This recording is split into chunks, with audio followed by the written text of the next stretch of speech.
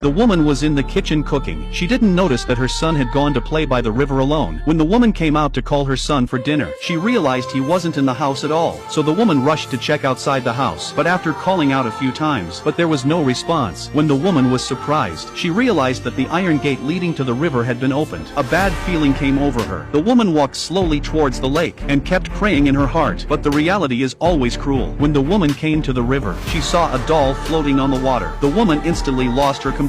She immediately went forward and picked it up, and found that it was her son's favorite doll. The woman couldn't believe what she saw. When the woman pulled up her son, she immediately tried to save him, but there was nothing she could do. The woman has been depressed and frustrated since the incident. All she could think about was her son. If this goes on for a long time, her husband was worried about her health, but he didn't know how to comfort her. This day her friend found the woman, said to let her go to a remote island for a break, and that she could find a lot of inspiration for her work there. The woman didn't think much of it. She simply thought that her friend might be doing it for her own good, and the woman didn't want to let herself go on like this. So for various reasons, the woman drove there alone that day. The moment she stepped out of the car, she was instantly mesmerized by the beautiful scenery in front of her. This place is surrounded by mountains and water. It was like a paradise, so the woman's gloomy mood was instantly cleared away. Then the woman continued to walk forward. She opened the door of the wooden house in the center of the lake. Although the space here is not very big, but it has all the facilities, and it looks very clean. The woman was very satisfied,